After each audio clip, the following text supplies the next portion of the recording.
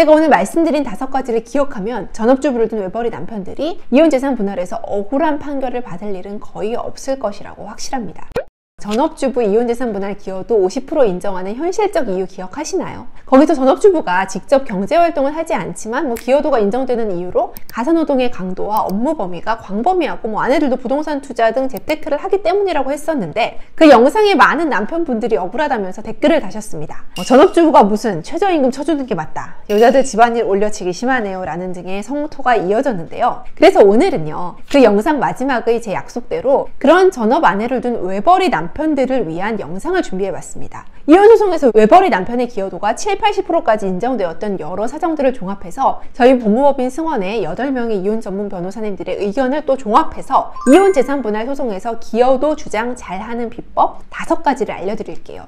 그 첫 번째는 남편 본인의 구체적인 특수한 경제적 기여를 정확하게 입증하는 것이 가장 중요합니다. 예를 들면 결혼 당시 남편 본인의 부모로부터 3억을 지급받아서 전셋집을 해왔다면 그 경제적 지원 내역, 즉 이체 내역 등을 정확하게 제출하세요. 정확히는 부모님으로부터 돈을 받아서 3억을 해왔든 남편 본인이 결혼 전 모았던 돈 3억이든 그 효과는 동일합니다. 남편 측에서 결혼 당시 가지고 온 혼인 전 자산이 있다면 그 부분을 정확히 입증하세요. 그리고 혼인 생활 중 남편 본인의 부모님으로부터 지원받은 거액의 금원이 있다면 그것도 정확하게 입증을 하면 남편 본인의 기여도를 높이는 데 매우 도움이 됩니다. 남편 본인의 아이디어로 시작한 사업 또는 전문직 자격증 등으로 고소득을 올려서 자산이 많이 늘었다면 그런 사정도 입증하세요. 이렇게 남편의 특별한 기여가 제대로 입증이 되면 혼인 생활이 5년, 10년이 넘어도 아내에게 무조건 50%를 나눠주어야 하는 것은 아니고요. 남편의 기여도가 70~80%까지 인정될 수 있습니다. 그리고 외벌이 남편 기여도 높이는 두 번째 방법은요, 아내가 돈을 많이 해먹은 탕진한 사실을 어필하는 게 도움이 됩니다. 예를 들면 아내가 남편 소득은 월 500만 원 정도인데 급여를 넘어설 정도로 매달 쇼핑을 과하게 했다면 그것은 남편 기여도를 높이는 데 도움이 됩니다. 예전에 어떤 분은요, 아내가 인터넷 쇼핑을 하도 많이 해서 집에 가득 쌓인 택배 박스를 사진 찍어서 모아둔 적이 있었고요. 좁은 집에 한방 가득 옷, 가방, 신발 등이 있어서 집안이 발디딜 틈이 없는 사실도 사진 등으로 입증을 했었어요. 그리고 또 아내가 다단계 사업, 과도한 주식 투자, 도박 중독, 마약 중독, 성형 중독 등을 통해서 재산을 많이 탕진했던 사정이 있다면 그것도 도움이 됩니다. 주식으로 재산을 탕진한 내역, 마약 구입 비용을 충당하려고 사채 등을 쓴 사정 등이 입증이 되면 당연히 이러한 사정은 남편에게 재산 분할에 있어서 유리한 정황일 겁니다.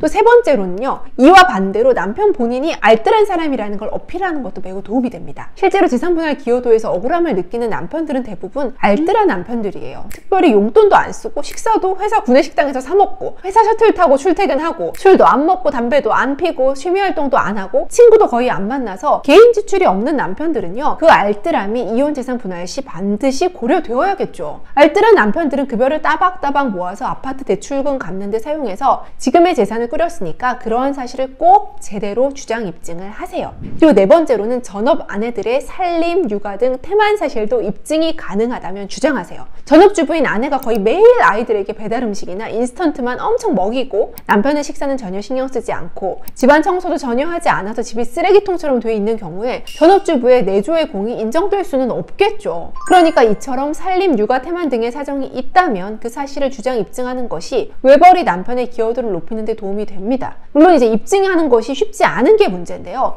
보통 증거로 제출하는 건요, 쓰레기통 같은 집안의 사진, 아내의 가사 태도에 관한 부부의 카톡 대화 같은 것들을 모아두었다가 참고해서 제출해 주시면 좋을 것 같습니다. 마지막 5번째는 남편들은 본인이 직장 생활뿐 아니라 가사노동과 자녀 양육에 직접 최선을 다한 사실을 주장 입증하는 게 도움이 됩니다. 요즘은 이렇게 육아에 진심으로 최선을 다하는 아빠들이 정말 많은데요. 전업주부인 아내가 아이를 돌봤다고는 하지만 사실 아이의 등하원도 아빠가 직장 가는 길에 했고 아이와 주말 여행 등 아빠가 더 적극적으로 많이 육아에 참여를 했다면 그러한 증거도 도움이 됩니다. 그리고 남편이 직접 식사를 준비하고 청소를 하고 빨래를 하면서 가사노동을 주도적으로 해온 사정도 입증이 가능하다면 하시기를 바랍니다. 제가 오늘 말씀드린 5가지를 기억하면 전업주부를 둔 외벌이 남편들이 이혼재산 분할에서 억울한 판결을 받을 일은 거의 없을 것이라고 확실합니다. 궁금한 점은 댓글 남겨주시기 바랍니다. 감사합니다.